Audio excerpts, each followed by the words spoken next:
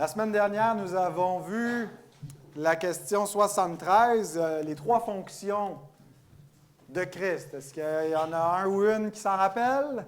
C'est quoi les trois fonctions, les trois offices de Christ? Allez, allez, soyez pas gênés. Jésus est Allez-y, dites-le, prophète, après, ça et roi. Bon, on va les regarder dans les prochaines semaines, un après l'autre. On va commencer par prophète. Qu'est-ce que ça fait un prophète?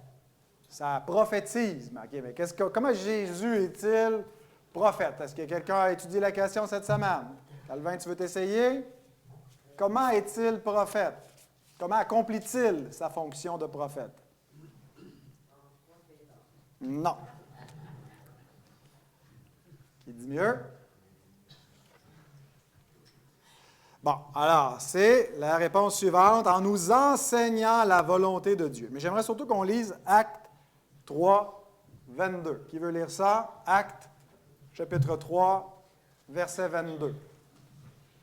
Il y avait, dans l'Ancien Testament, une promesse que Dieu a faite par Moïse, qu'il enverrait un prophète semblable à Moïse, auquel Dieu parle bouche à bouche, c'est-à-dire qu'il communique directement sa parole de la bouche de Dieu à la bouche de Moïse, sans espèce de passer par des révélations un peu obscures, des visions, mais directement la parole de Dieu dans la bouche. Puis Dieu dit, je vais susciter un prophète semblable à toi, qui va venir plus tard.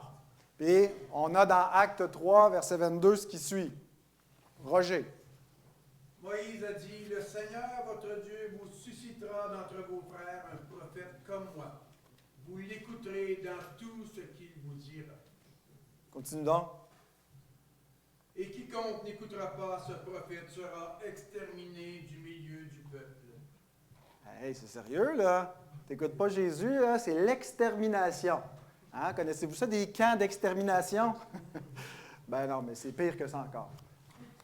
C'est l'enfer. Autrement dit, Jésus, c'est la parole de Dieu. Hein? Il n'est pas venu juste pour nous raconter des petites histoires puis nous donner des petits conseils pour que ça aille bien dans ta vie. Il est venu pour être la parole de Dieu faite chair et nous révéler tout le conseil de Dieu pour avoir la vie éternelle. Si quelqu'un ne l'écoute pas, il va périr. C'est ça que ça veut dire. Il va périr éternellement s'il n'écoute pas le Christ. C'est l'ultime prophète. Il est plus qu'un prophète. Il est la parole de Dieu faite chair. Alors les enfants, pensez à ça. Dans les prochaines minutes, c'est Jésus qui va vous parler. C'est moi, mais je vais vous prêcher la parole de Christ. Si quelqu'un n'écoute pas cette parole, ça va mal pour lui. Apprenez à l'écouter dès maintenant. Ce n'est pas tant l'attention à la prédication qui est question ici, mais c'est de recevoir dans votre vie, avec foi, la parole de Christ. Mais on la reçoit comment? En l'écoutant, quand elle est lue, quand elle est prêchée. Alors Jésus exerce son office prophétique par la prédication de l'Évangile de ses serviteurs. Alors, Jésus veut vous parler ce matin. Je vous invite à l'écouter. Amen.